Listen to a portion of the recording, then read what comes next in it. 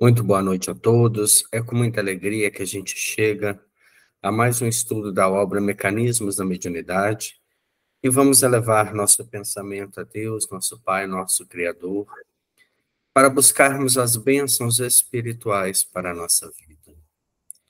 Senhor Jesus, aprendemos nessa obra o quão importante é a oração, o quanto ela nos aproxima da divindade, e quanto bem ela pode trazer às nossas vidas. Permita, Senhor Jesus, que neste momento de estudos e reflexão, possamos manter nossos pensamentos elevados, buscando a inspiração do alto, para alcançar o bem-estar, a tranquilidade. Que Deus, nosso Pai, nos ilumine, nos oriente e nos fortaleça em nossas caminhadas. Que a paz de nosso Senhor Jesus Cristo esteja com todos, hoje, agora e sempre. Que assim seja, graças a Deus. Então, nós chegamos ao capítulo 26, né, o último capítulo do livro Mecanismos da Mediunidade, e, na verdade, ele é apenas uma conclusão de tudo, intitulado Jesus e Mediunidade. Se nós temos em Jesus o nosso modelo, o nosso mestre, a mediunidade em Jesus alcança os níveis mais altos, mais puros, da onde a gente pode tirar que o futuro da mediunidade está dentro daquilo que Jesus viveu, dentro daquilo que Jesus deixou para nós de exemplo, seja nas suas curas, seja na sua atitude, na sua presença, na sua percepção, na sua leitura da vida. Isso mostra o quanto nós ainda temos a alcançar a nível de mediunidade, vislumbrando em Jesus o nível mais alto e mais puro que todos nós temos. Jesus em mediunidade, divina mediunidade, reportando-nos a qualquer estudo da mediunidade, não podemos olvidar que em Jesus ela assume todas as características da exaltação divina. É aquilo que nós temos, se ele é o nosso modelo, se ele é o nosso exemplo, quando ele atua na mediunidade, ele atua no mais alto ápice que a mediunidade pode ser concebida na humanidade. Desde a chegada do excelso benfeitor ao planeta, observa-se-lhe o pensamento sublime penetrando o pensamento da humanidade. Dir-se-ia que no estábulo se reúnem pedras e arbustos, animais e criaturas humanas, representando os diversos reinos da evolução terrestre, para receber-lhe o primeiro toque mental de aprimoramento e beleza.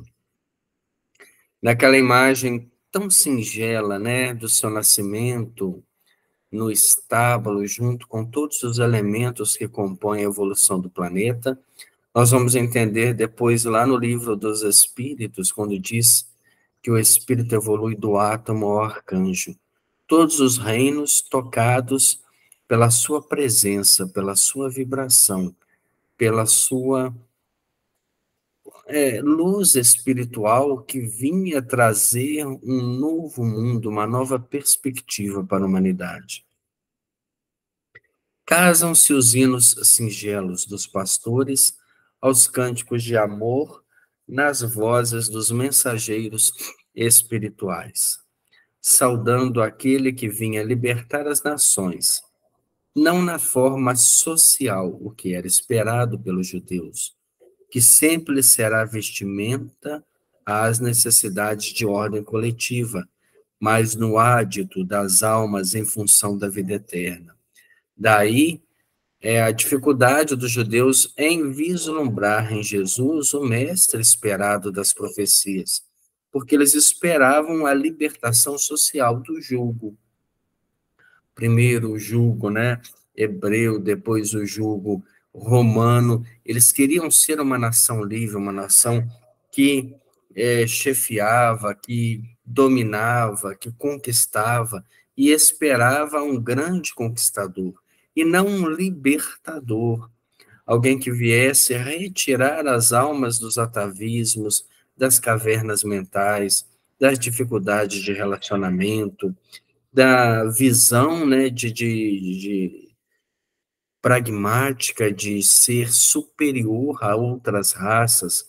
Ele veio justamente trazer esse sentimento de fraternidade, de igualdade, e isso incomodava muito o orgulho da casta. Antes dele, grandes comandantes da ideia haviam pisado o chão do mundo, influenciando multidões. Guerreiros e políticos, filósofos e profetas alinhavam-se na memória popular, recordados como disciplinadores e heróis, mas todos desfilaram com exércitos e fórmulas enunciando e aviso em que se misturam a retidão e a parcialidade, sombra e luz. Ele chega sem qualquer prestígio de autoridade humana, mas com a magnitude moral, imprime novos rumos à vida, por dirigir-se, acima de tudo, ao espírito em todos os climas da terra. Na verdade, Jesus chegou como uma das pessoas mais simples, se observarmos o seu nascimento, se observarmos a sua origem, o que às vezes foge, né? Não tinha aquele berço político, aquele berço administrativo, social elevado. O que nos dá a entender que importa muito pouco da onde a gente vem, quando nós estamos obstinados a transformar, a construir. Se nós temos uma vontade de implementar uma melhoria na vida social, seja num trabalho, num atendimento, seja num voluntariado, na criação de uma ONG, importa muito pouco de onde nós viemos. Importa a nossa vontade, a nossa determinação para transformar o nível, né, social, para melhorar, para colocar em prática tudo aquilo que estamos aprendendo a nível de doutrina espírita. Transmitindo as ondas mentais das esferas superiores, porque era médium 24 horas por dia, como todos somos, de que procede das esferas superiores de onde ele vinha, transita entre as criaturas, despertando-lhes as energias para a vida maior, como que a tanger-lhes as fibras recônditas, de maneira a harmonizá-las com a sinfonia universal do bem eterno. Então ele caminhava pela Terra transmitindo o nível de vida superior que ele vivia nas colônias superiores. E aí a gente entende a nossa dificuldade em conviver com Jesus. Ele estava num nível de vida muito superior ao nosso. Já naquela época, então, né, onde os costumes eram mais bárbaros, mais atávicos, onde as limitações sociais eram grandes, para ele houve uma renúncia muito grande em descer de uma luz aonde ele convivia com tudo de bom, de útil, de progresso, para estar entre os mais simples, entre aqueles que sofriam, entre aqueles que eram desprezados pela sociedade. Ele abraçou esse compromisso com renúncia e com amor. E isso se torna um exemplo para aqueles que querem trabalhar no campo social.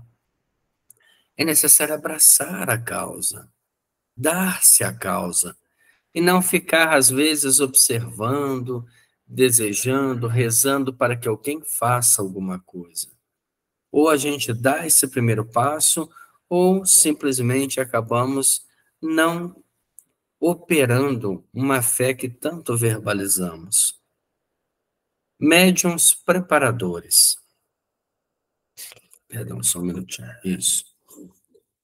Para recepcionar o influxo mental de Jesus, o Evangelho nos dá notícia de uma pequena congregação de médiuns, a feição de transformadores elétricos conjugados para colher-lhe a força e armazená-la de princípio antes que lhe pudessem canalizar os recursos. E longe observamos aí a presença de qualquer instrumento psíquico menos seguro do ponto de vista moral. Encontramos importantes núcleos de medianeiros desassombrados na confiança e corretos na diretriz. Aí fica para nós um grande ensinamento, porque para que Jesus pudesse vir, outros tiveram que vir neste campo para criar-lhes condições.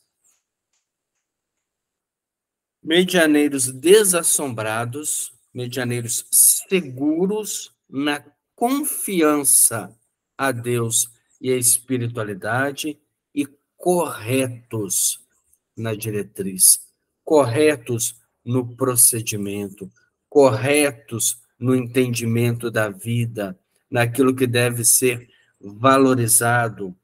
Informamo-nos, assim, dos apontamentos da Boa Nova, de que Zacarias e Isabel, pais de João Batista, precursor do médium divino, eram ambos justos perante Deus, andando sem repreensão em todos os mandamentos, preceitos do Senhor.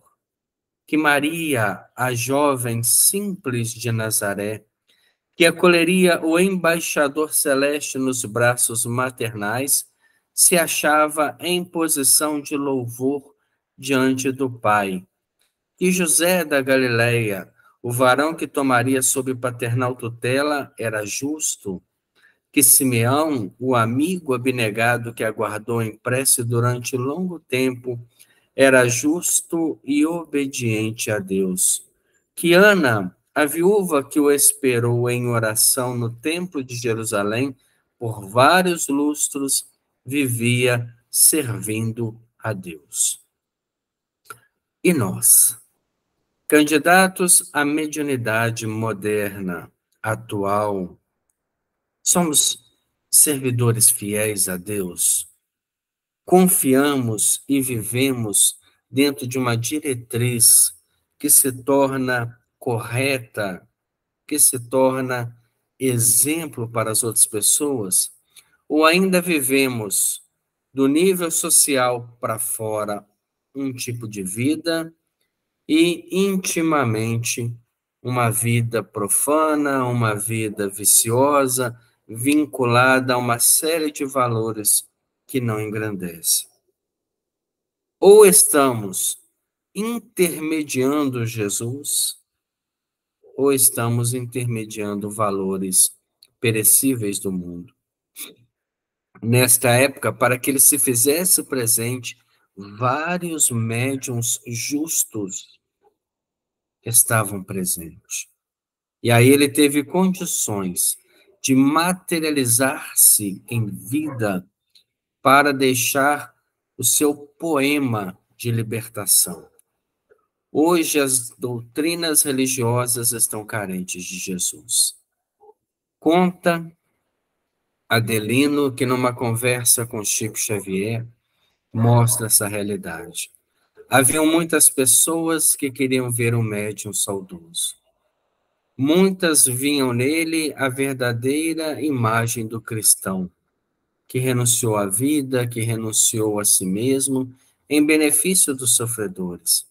E ele já estava doente, e muitas pessoas ainda faziam questão de ficar horas e horas na fila para poder cumprimentá-lo, para poder abraçá-lo, beijar a sua mão. E num desses dias, ele, muito cansado, virou para um companheiro Adelino e perguntou: o que faz com que essas pessoas fiquem horas e horas me esperando apenas para cumprimentar-me, apenas para dividir um instante comigo? E Adelino, num momento assim de muita inspiração, disse: elas estão com saudades de Jesus. E viam naquela alma que renunciava tanto uma imagem mais próxima do Criador, do nosso governador espiritual.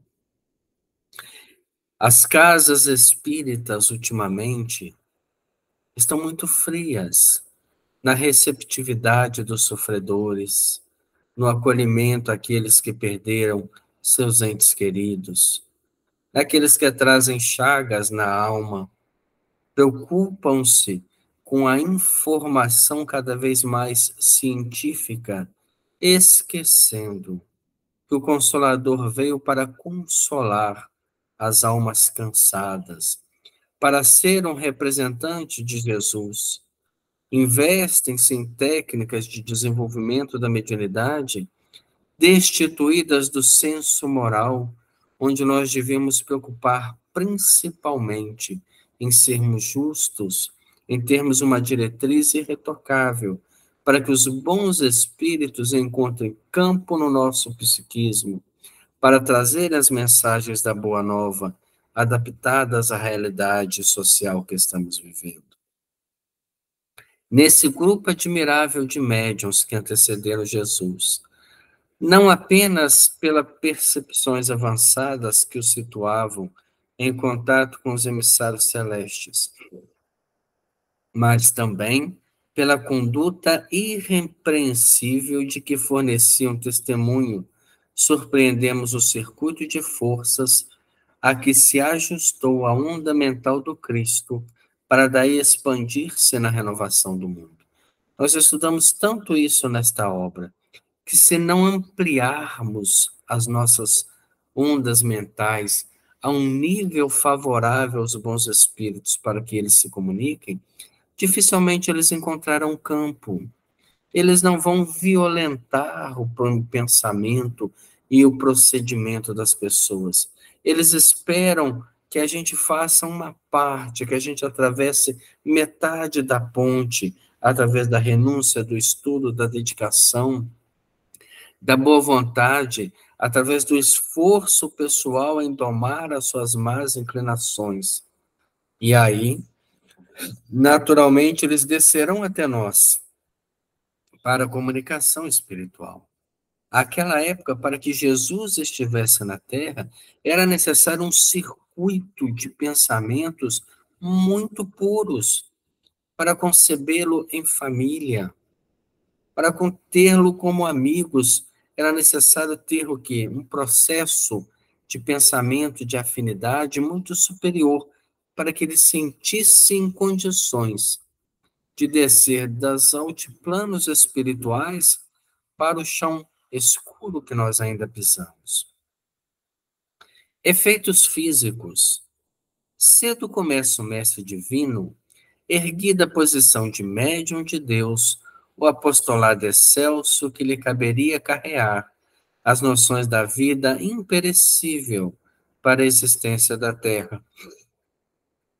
Aos 12 anos, assenta-se entre os doutores de Israel, ouvindo-os e interrogando-os, a provocar admiração pelos conceitos que expedia e a entremostrar a sua condição de intermediário entre culturas diferentes.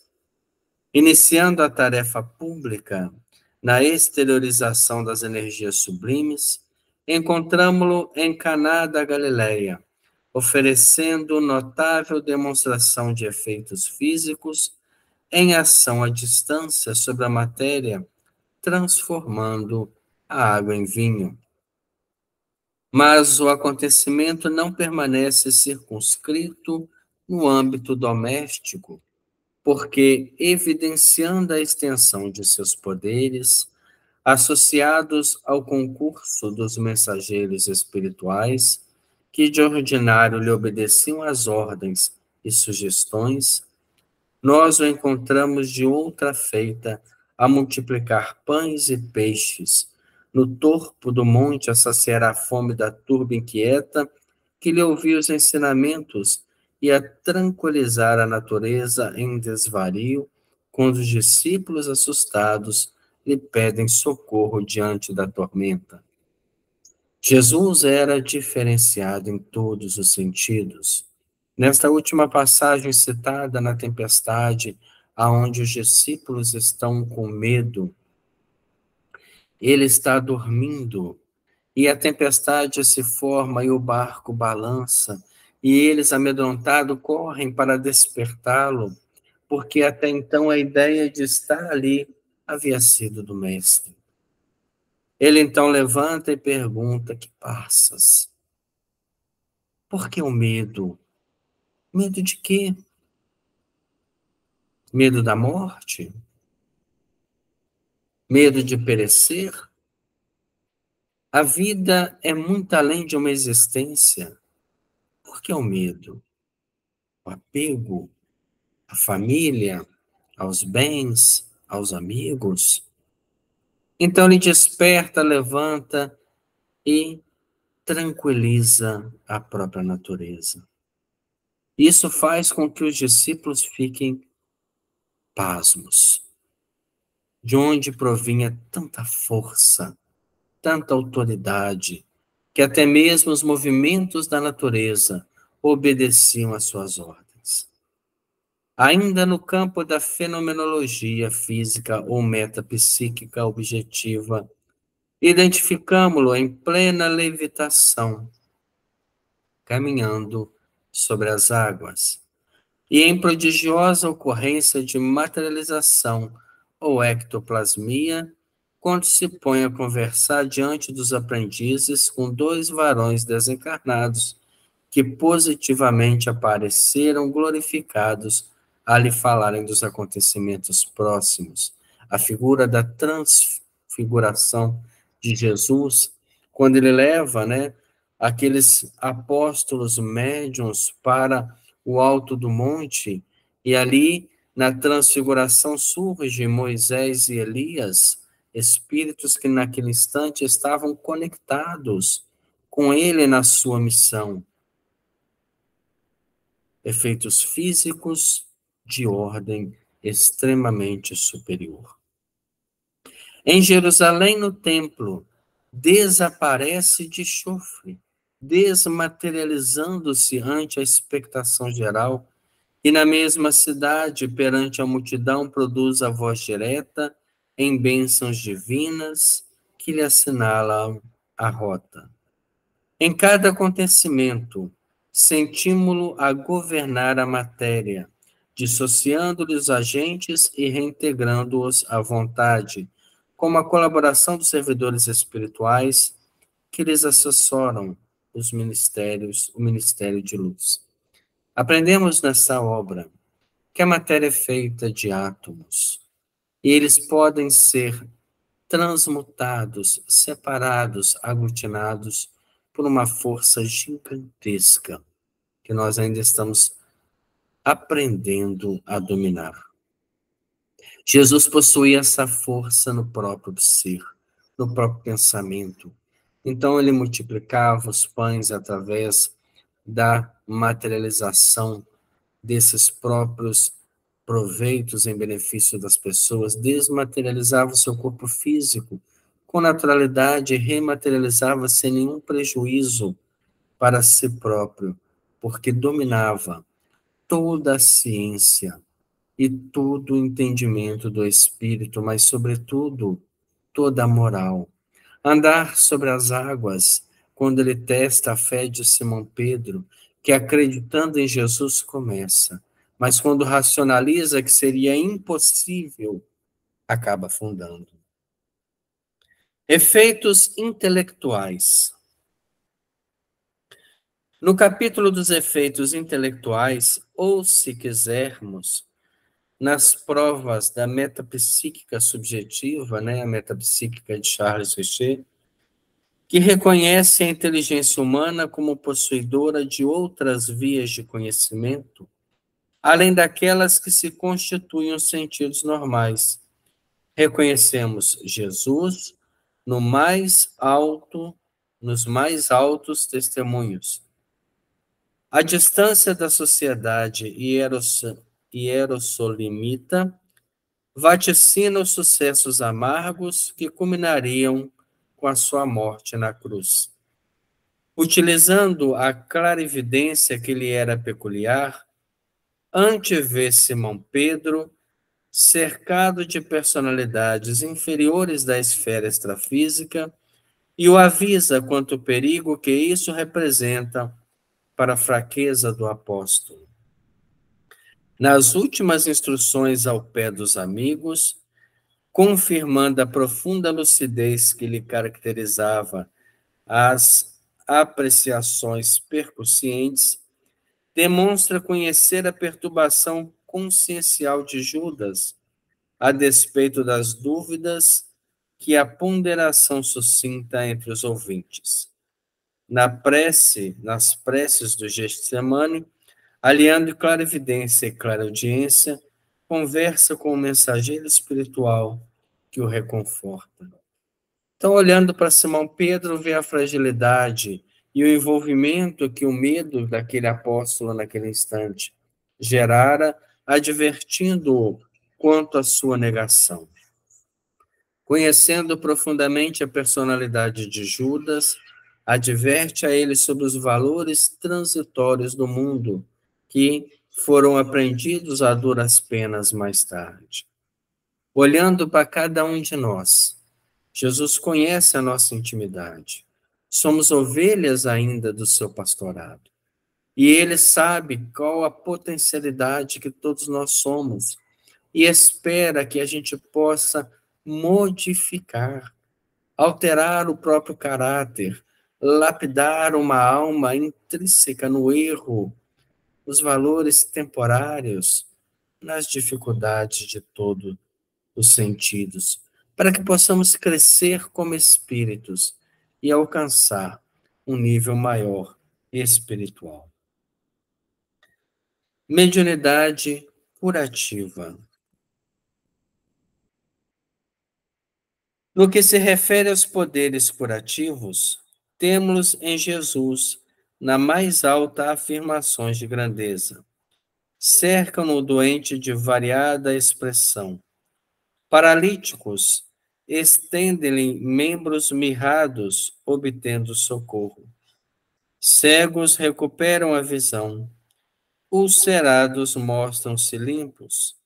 Alienados mentais, notadamente obsidiados, diversos, recobram o equilíbrio. É importante considerar, porém, que o grande benfeitor a todos convida para a valorização das próprias energias.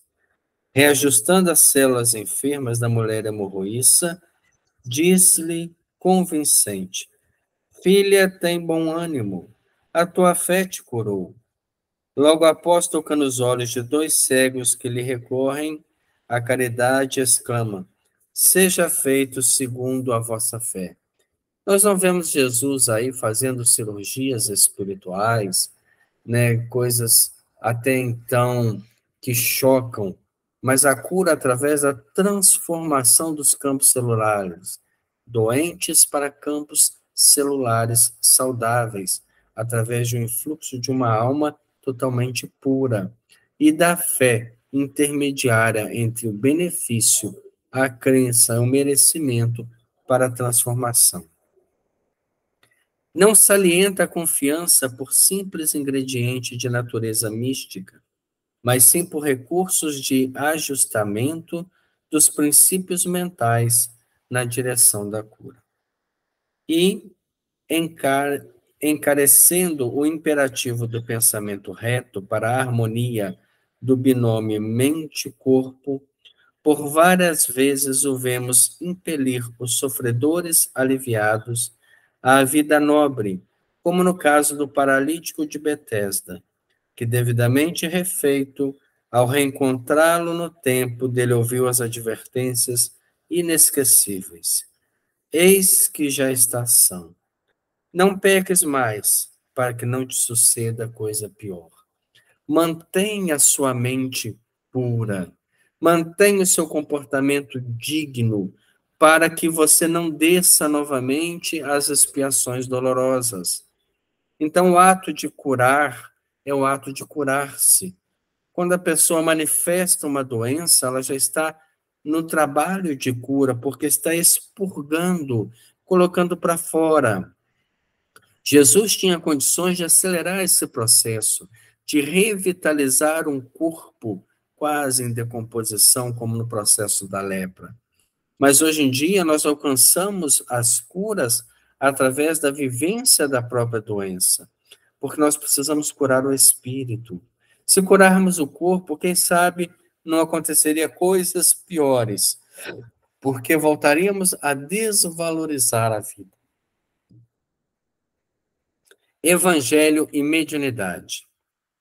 A prática da mediunidade não está somente na passagem do Mestre entre os homens, junto dos quais, a cada hora, revela o seu intercâmbio constante com o plano superior, seja em colóquios com os emissários de alta estirpe, seja se dirigindo aos aflitos desencarnados no socorro aos obsessos do caminho, mas também na equipe dos companheiros aos quais se apresenta em pessoa depois da morte, ministrando instruções para o edifício do Evangelho nascente. No dia de Pentecostes, lembrando que Jesus já havia partido, vários fenômenos mediúnicos marcam a tarefa dos apóstolos, mesclando-se efeitos físicos, intelectuais na praça pública, a constituir-se a mediunidade desde então em viga mestra de todas as comunicações do cristianismo nos séculos subsequentes. Naquele momento, os apóstolos que se mantiveram fiéis foram intermediários de várias vozes que se fizeram, fenômenos de estenoglossia, voz direta, e eles pregaram o evangelho em todas as línguas daqueles que estavam presentes, para que ninguém ficasse sem a bênção da elucidação. Em Jesus e em seus primitivos continuadores, porém, encontramos-la pura e espontânea, como deve ser a mediunidade, distante de particularismos inferiores do interesse pessoal, tanto quanto isenta de sinonismo de interesses peculiares, de venda de interesses. Neles mostram os valores mediúnicos da religião cósmica do amor e da sabedoria, na qual os regulamentos divinos em todos os mundos instituem a responsabilidade moral segundo o grau de conhecimento, situando-se desse modo a justiça perfeita no íntimo de cada um, para que se outorgue isso ou aquilo a cada espírito, de conformidade com suas próprias obras. O Evangelho, assim, não é um livro de um povo apenas, mas um código de princípios morais do universo, adaptável a todas as pátrias e a todas as comunidades, a todas as raças e a todas as criaturas, porque representa, acima de tudo, a carta de conduta para a ascensão da consciência à imortalidade na revelação da qual nosso Senhor Jesus Cristo empregou a mediunidade sublime como agente de luz eterna, exaltando a vida e aniquilando a morte, abolindo o mal e glorificando o bem, a fim de que as leis humanas purifiquem e se engrandeçam, se santifiquem e se elevem para a integração com as leis de Deus. E assim a gente estuda o mecanismo da mediunidade. É uma obra fantástica, onde nós passamos por várias comparações, por várias ideias, por várias teorias, por várias instruções, seja no campo físico, no campo da psicologia, no campo químico, da hipnose, mostrando que a mediunidade nada mais é que um conjunto que se encaixa perfeitamente nas leis naturais e se encaixa perfeitamente nas leis dos homens. Tudo aquilo que nós temos na mediunidade não é para tornar uma pessoa diferente, mística no sentido de vestir-se de forma diferente ou de comportar-se na vida de forma diferente. É necessário que haja um comportamento digno, que respeite ao fenômeno mediúnico e que, ao mesmo tempo, granjeie para si mesmo o amparo dos benfeitores espirituais. Não existe fórmulas, não existe atalhos, existe apenas renúncia, dedicação e disciplina. Estudo, boa vontade, vivência cristã, comprometimento com a causa, abraçar os sofredores. Este é o caminho que Jesus deixa para nós. Dia chegará que, como ele foi, também seremos médiums das energias cósmicas mais perfeitas. Se ainda não somos, que possamos ser médiums dos benfeitores que querem nos conduzir a este nível. Muito obrigado a todos que acompanharam conosco o estudo dessa obra. Que Jesus continue nos abençoando e estimulando a nossa busca para um conhecimento maior do campo da mediunidade. Vamos agradecer a Deus. Obrigado, Senhor Jesus, por esta obra tão completa. Obrigado, André Luiz, Chico Xavier, Valdo Vieira, que se dedicaram a trazer para a nossa realidade ensinamentos tão complexos, mas ao mesmo tempo tão sublimes sobre a mediunidade. Ainda somos muito pequenos, Senhor, mas já aspiramos como a planta que rompe com a terra e começa a se direcionar para a luz do sol. Nós também queremos romper com as nossas dificuldades e direcionarmos para a luz da sabedoria divina. Abençoe a cada um de nós, que possamos ver em Ti, Senhor, o modelo que realmente é, para modelarmos e tornar-nos criaturas melhores a cada dia, a cada momento, a cada oportunidade. Abençoe a cada um de nós, fortalecei as nossas convicções e a nossa fé. Abençoe o Lar Cristão Paulo de Tarso, que durante todo o estudo dessa obra foi o foco que direcionamos o nosso pensamento no encerrar de cada estudo, para que a presença da espiritualidade alcance dentro daquela instituição sublime um campo de trabalho produtivo, acalmando, animando, dando esperanças e recolhendo nossos companheiros que lá estão. Muito obrigado, Senhor, por mais essa oportunidade. Permaneça conosco hoje, agora e sempre. Muito obrigado a todos. Até mais.